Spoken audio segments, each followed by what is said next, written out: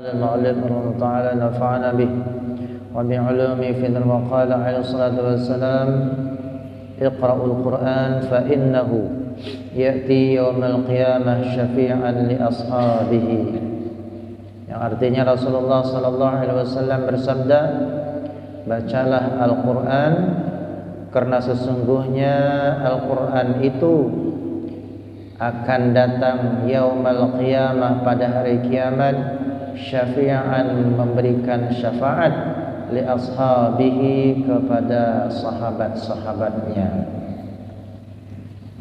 Siapa yang menjadi sahabat Al-Qur'an, yang menjadi sahabat Al-Qur'an adalah orang yang selalu bersama Al-Qur'an. Itu yang disebut dengan sahabat. Kita punya sahabat, tentunya sahabat kita itu ya selalu ada di dalam hati kita.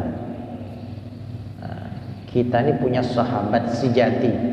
Kayak apa sebenarnya sahabat sejati? Sahabat sejati adalah orang sahabat yang selalu berada di dalam hati kita, orang yang selalu bersama kita, orang yang selalu kita ingat, dan orang yang selalu berjasa dengan kita. Nah, ini bisa disebut dengan sahabat sejati. Sedangkan sahabat Al-Quran, kalau kita ingin menjadi sahabat Al-Quran, adalah orang yang selalu bersama Al-Quran. Nah, kayak apa bersama Al-Quran? Yaitu dengan cara selalu membaca Al-Quran. Semakin sering kita baca Al-Quran, semakin banyak waktu yang kita gunakan untuk membaca Al-Quran, maka kita akan lebih dekat dengan Al-Quran itu. Kita akan dicap oleh Al-Quran sebagai sahabatnya, sebagai teman sejati Al-Quran. Tetapi kalau kita jarang ketemu Al-Quran, jarang membaca Al-Quran, tidak ingat dengan Al-Quran, bagaimana kita ingin disebut sahabatnya Al-Quran, sedangkan jarang kita menyentuh Al-Quran.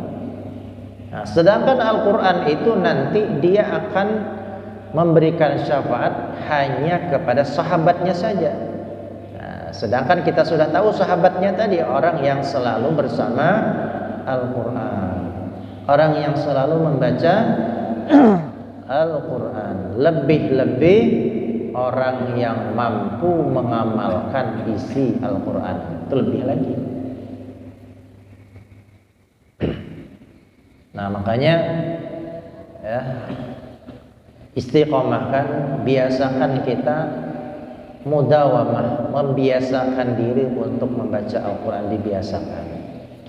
Walaupun setiap hari satu ayat, tapi kita gawi dengan cara istiqomah, maka Al-Quran nanti suatu saat tidak akan melupakan kita.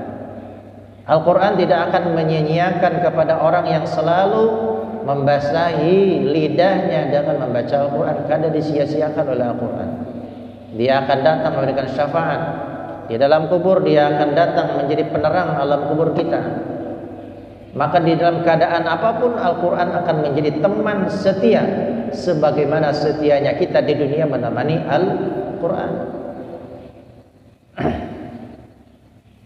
Jadi Al-Quran itu membalas sesuai apa yang kita lakukan kepada Al-Quran semasa kita hidup. Kama tadinu tudan, sebagaimana engkau perbuat, maka sebegitu juga engkau akan dibalas. Sebagaimana kita berbuat kepada Al-Quran, maka segitu juga nanti kita akan dibalas oleh Al-Quran. Artinya semakin sering kita baca Al-Quran, semakin banyak waktu yang kita habiskan untuk Al-Quran, nanti suatu saat mulai dari alam kubur, Al-Quran juga akan menghabiskan waktunya untuk menemani kita. Sampai kapan? Sampai menghantarkan kita ke dalam surga Allah Subhanahu wa ta'ala.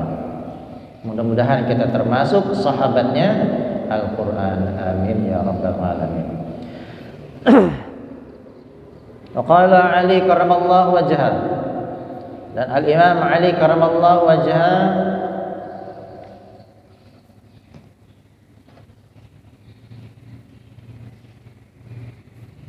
Al-Imam Ali karramallahu wajhah, Allah muliakan wajahnya. Ya, di dalam wajah ada mata, ada hidung, ada mulut, ya, di depan wajah kita ini. Kenapa Al-Imam Ali digelar dengan karramallahu wajah? Karena dalam satu riwayat bahwasanya Al-Imam Ali orang yang tidak pernah berbuat maksiat, matanya tidak pernah memandang kepada maksiat, hidungnya, mulutnya tidak pernah berbuat maksiat, makanya karramallahu wajah, Allah muliakan wajahnya, yang mana di situ ada mata yang mulia, tidak pernah melihat kepada perbuatan maksiat. Makanya disebut dengan karramallahu wajah. Di antara pendapat ulama seperti ini. Kata beliau, man qara'al Qur'ana wa huwa qa'iman fi sholati kana lahu bi kulli harfin mi'ah hasanah. Barang siapa yang membaca Quran dalam keadaan berdiri, ini perkataan Imam Ali, ya. Barang siapa yang membaca Al-Quran dalam keadaan berdiri fi sholati, dalam salat, kana lahu bi kulli harfin mi'ah hasanah, maka dia akan mendapatkan satu huruf ganjarannya 100 kebaikan. Membaca Al-Quran ketika sholat dalam keadaan berdiri, satu huruf 100 kebaikan. Kalau kita baca Yasin 2 huruf, berarti kita dapat 200 kebaikan. Kalau kita baca dalam sholat dalam keadaan berdiri. Maka oleh sebab itu, ya, kalau pian sembahyang sorangan di rumah dan hafalan Qur'annya banyak, maka sangat dianjurkan sekali ketika sholat sendirian itu baca ayat-ayat yang panjang. Ya, baca ayat-ayat yang panjang. Kenapa fadilahnya? Karena beda antara membaca dalam keadaan berdiri dengan duduk, itu beda pahalanya. Tapi kalau kita berjamaah, ya, kadang kamu panjang-panjang. Sebabnya apa? Karena hajatun nas katsir, hajatnya orang-orang itu banyak. Ada yang pedagang, ada yang petani, ada yang nelayan, macam-macam hajat mereka. Kalau kita baca panjang, ya, satu sholat bisa menghabiskan 1 jam misalnya, maka akan menghabiskan waktu orang banyak. Maka kata Rasulullah, kalau kita sembahyang berjamaah, maka ayat-ayatnya, surah-surahnya yang sekira kadang memberatkan orang.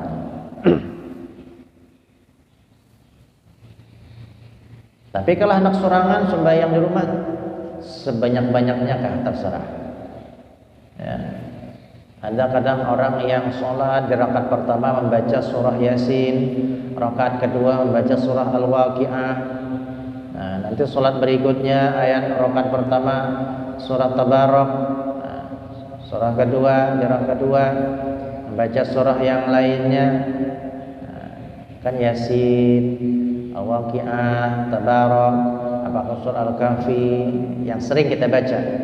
Walaupun pian membacanya pakai Quran, ya, walaupun kada hafal, di depan kita ada Al-Quran. Makanya ada tongkat, ya, ada tongkat yang sigan mandak Quran tuh ada tuh di seorang berjual. Nah, ada Quran di situ. Bolehkah kita memindah Al-Quran? Boleh. Nah, sambil sholat pindah. Nah, kita ya tasaffah, ya, membuka lembaran Al-Quran boleh. Selama gerakan kita kada sampai 3 kali gerakan berturut-turut. Kita kan takbir Allahu Akbar. Ketika sampai baca di sini kita pindah. Nah, ini hanya 1 kali gerakan. Kita habis, ya, nah, pindah ulang lah. Sampai 1 juz membaca. Sholat pian 30 malam, sholat tahajud 1 juz tiap malamnya, 30 hari khatam dengan sholat tahajud. Maka diutamakan ketika sholat, ya, ketika sholat khususnya sendirian baca ayat-ayat yang panjang, karena fadilahnya setiap huruf 100 kebaikan. Nah, surah Yasin berapa huruf? Nah, berapa huruf tuh surah Yasin tuh? Nah, ada 300 huruf. Kalau 300 huruf kali 100, berapa 300 kali 100? 30.000 ya. Nah, kalau 30 huruf aja sudah dapat 3.000. Kalau 300, 30.000 kebaikan. Kita membacanya dalam keadaan berdiri. Wa man qara'ahu wa huwa qa'idun fi sholati kana bi kulli harfin 50 hasanah. Dan barang siapa yang membaca Al-Qur'an dalam keadaan duduk fi sholati, pada salat, kana lahu bi kulli harfin, maka setiap hurufnya dia mendapatkan 50 hasanah, 50 kebaikan. Salat kita dalam keadaan duduk, maka membaca Al-Quran setiap hurufnya dapat ganjaran 50 kebaikan. Kalau berdiri 100, berduduk dapat 50 setiap hurufnya. Ini sudah lumayan juga. Yang perlu kita tanyakan, bolehkah sholat dalam keadaan duduk?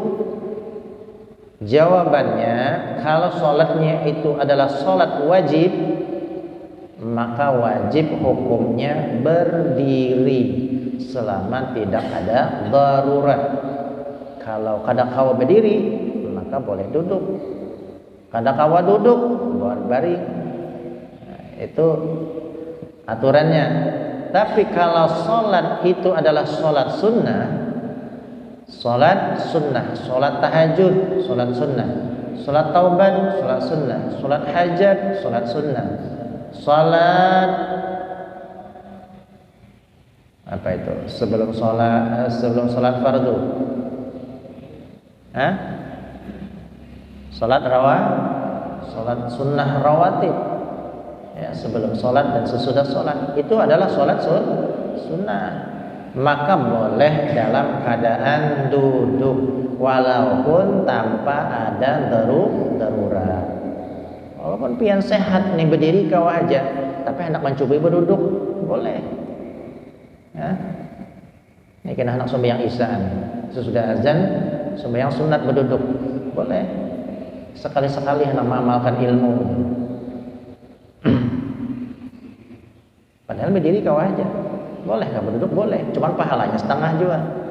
Kalau berdiri dapat 100, berduduk dapat 50.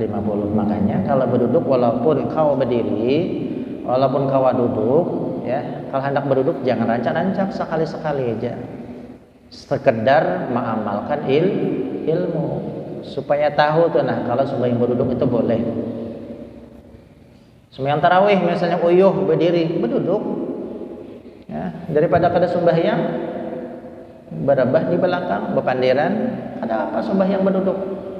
Ya, dapat pahala masih walaupun setengah pahalanya.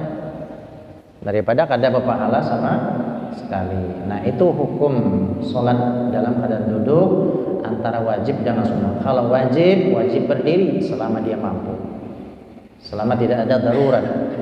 Nah, tapi kalau sembahyang sunat, walaupun tidak ada darurat, ya, walaupun kawah itu berdiri, maka tetap diperbolehkan duduk. Pahalanya setengah.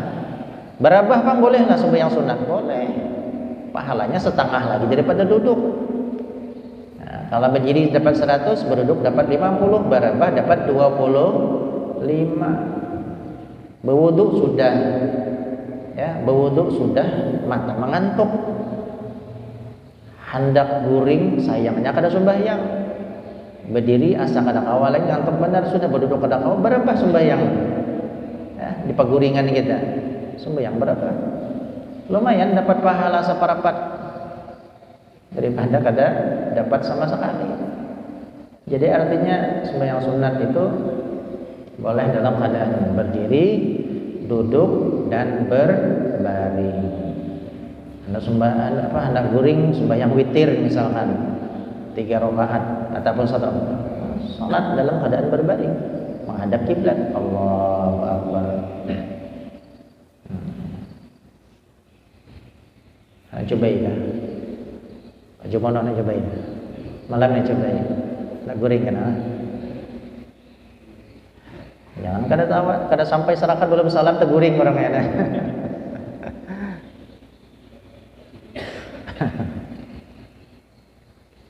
Nah ini ya, ketika kita membaca Al-Quran dalam keadaan duduk pada waktu kita sholat, maka setiap hurufnya dapat 50 kebaikan.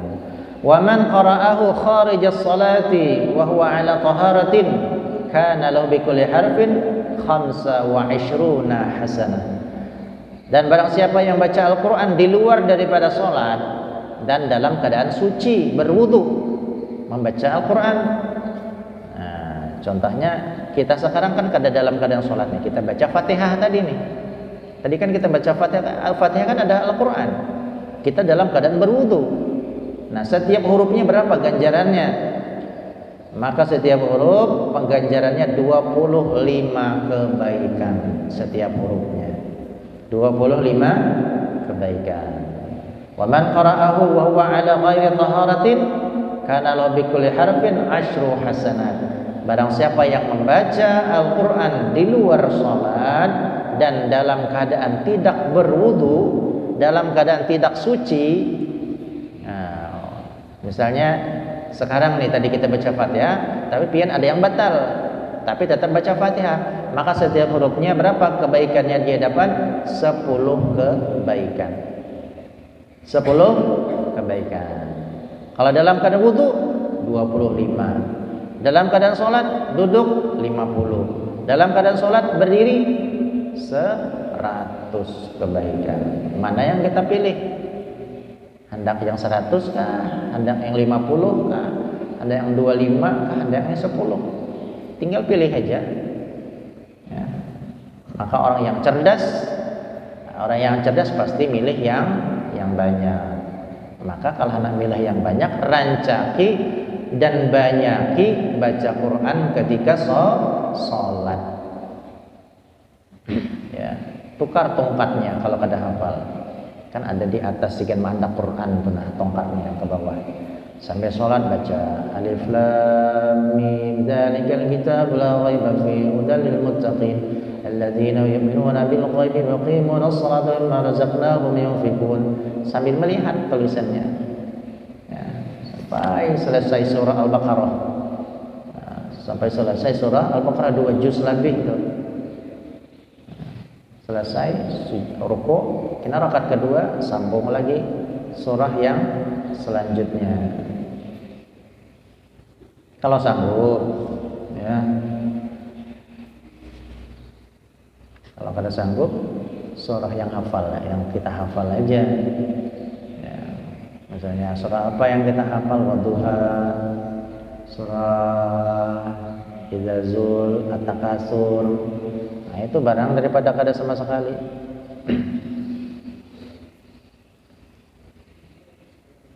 Tapi yang jelas pian tahu keutamaannya seperti itu dulu. Ya, yang penting kita tahu keutamaan membaca Al-Qur'an dulu. Kalau sudah tahu, mudah-mudahan suatu saat kita dipermudahkan oleh Allah Ta'ala untuk mendapatkan yang paling bagus tadi, yang 100 tadi.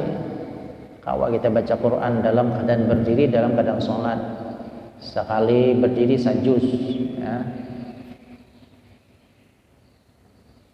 Kalau biasa maka kada berat lagi. Karena 1 juz itu kurang lebih misalnya setengah jam lah kita baca. Kalau bacanya sedang ya, setengah jam. Kalau bacanya lambat 1 jam. Nah, satu kali sholat 1 jam. Ya, berapa pahala itu 1 juz itu? Berapa ribu huruf yang kita baca?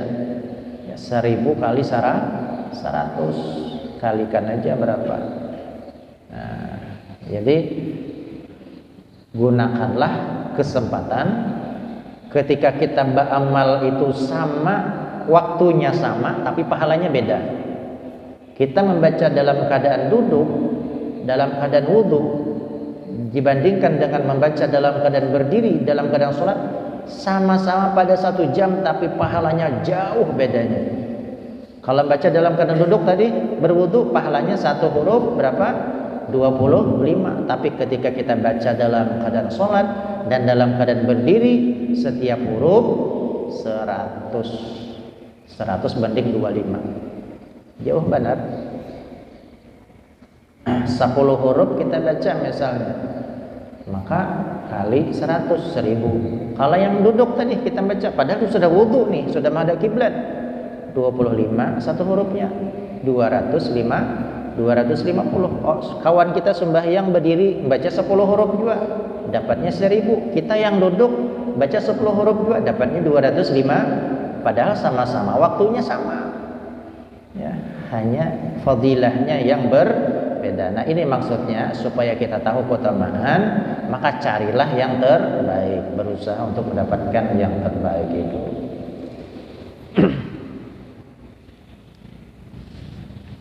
Wa'lamu anna litilawati adaban zahirah wa batinah wa la yakunu al-'abdu min at-talin haqiqah alladhina tuzakku tilawatahum wa yakunu min Allah bimakanin hatta yata'addaba bitilkal adab wa kullu man qasara fiha wa lam yatahaqqaq biha lam takmul tilawatu walakinnahu la yakhlu fi tilawatihi min thawabin wa lahu fadlu ala qadrihi walahu fadlun ala qadrihi.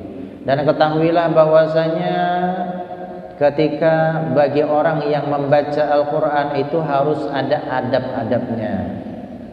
Bagi orang yang membaca Al-Quran itu ada adab secara zahir dan ada adab secara batin. Ini sangat penting kita jaga juga. Ya, adab secara zahir dijaga dan adab secara batin kita jaga. Jangan sampai membaca Al-Quran tanpa akhlak dan tanpa adab. Karena kalau kita baca Al-Quran tanpa ada adab, ya, dan tanpa ada akhlak secara zahir ataupun batin, maka kita kadang mendapatkan pahala dari apa yang kita baca.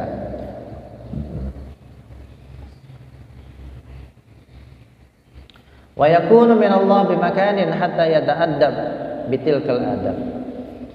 Dan kita tidak akan mendapatkan tempat dari Allah Subhanahu wa taala daripada bacaan kita tadi sampai kita membaca Al-Qur'an itu memang membacanya dengan adab secara zahir dan adab secara batin. Ya, artinya bacaan kita itu kada dinilai Allah, kada dipandang oleh Allah kalau kada beradab membacanya. Maka jaga adab itu. Ya, jangan sampai kita lalaikan, jangan sampai kita remehkan.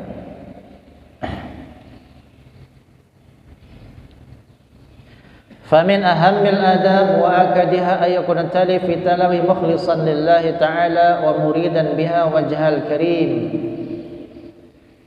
Adab yang paling penting ketika membaca Al-Quran adalah adab yang paling penting ketika kita membaca Al-Quran adalah yaitu mukhlishan lillah, ikhlas karena Allah Subhanahu wa ta'ala.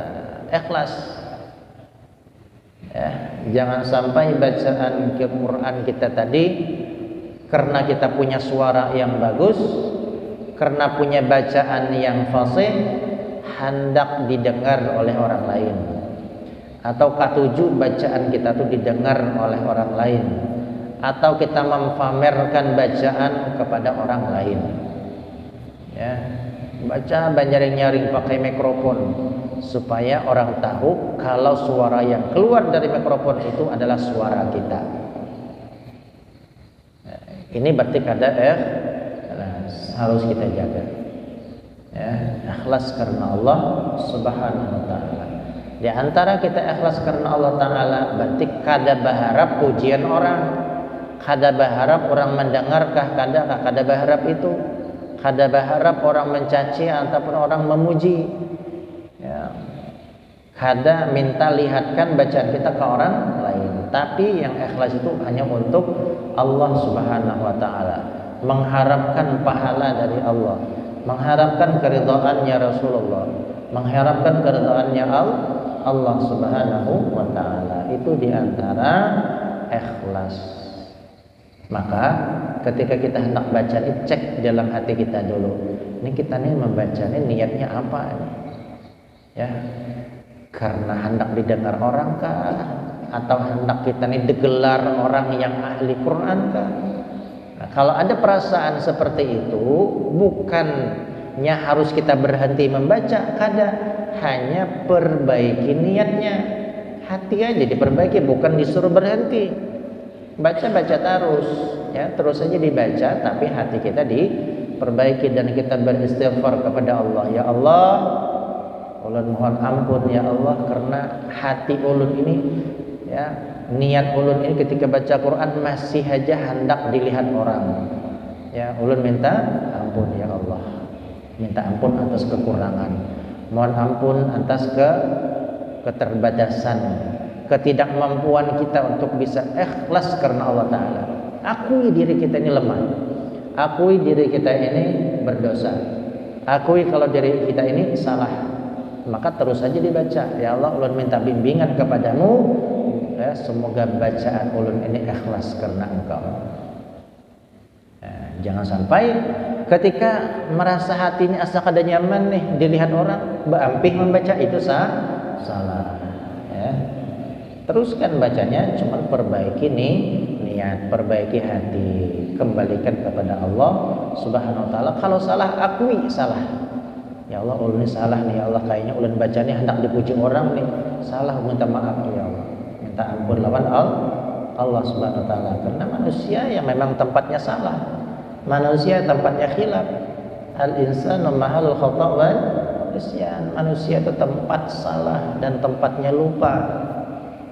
Sudah belajar kita ini kalau mengaji harus ikhlas, tapi masih aja ria, ya, masih aja pamer, masih aja sum'ah, masih aja ujub, merasa bacaan kita ini bagus, itu ujub.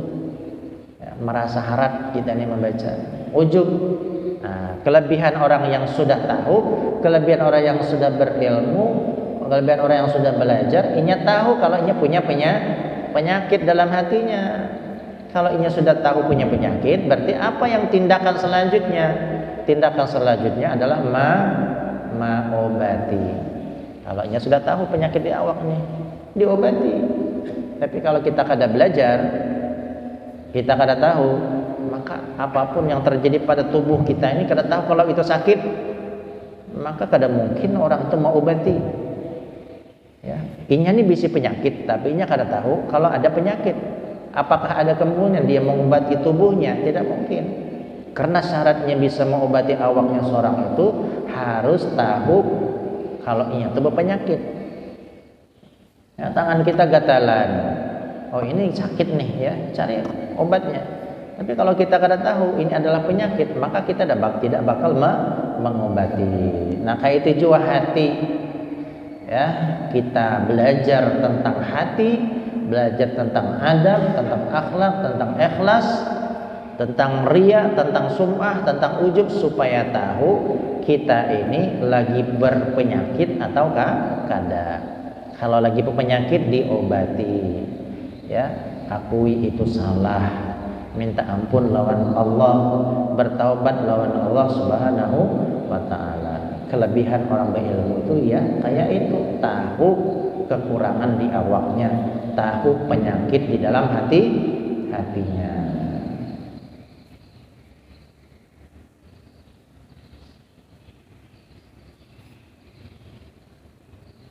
Wa alla yakuna mura'iyan wala mutasanni'an wallahu a'lam bissawab. Mudah-mudahan Allah Subhanahu wa taala mengampuni dosa-dosa kita. Mudah-mudahan Allah jadikan kita orang yang ikhlas dalam baca Al-Qur'an. Mudah-mudahan Allah berikan kita istiqamah dalam baca Al-Quran. Mudah-mudahan Allah jadikan kita sahabat Al-Quran. Dan mudah-mudahan kita termasuk orang-orang yang mendapatkan syafaat Al-Quran. Amin ya Rabbal Alamin. Ala hazin wa lakuniyah salih wa ala man salafana salih. Al-Fatihah.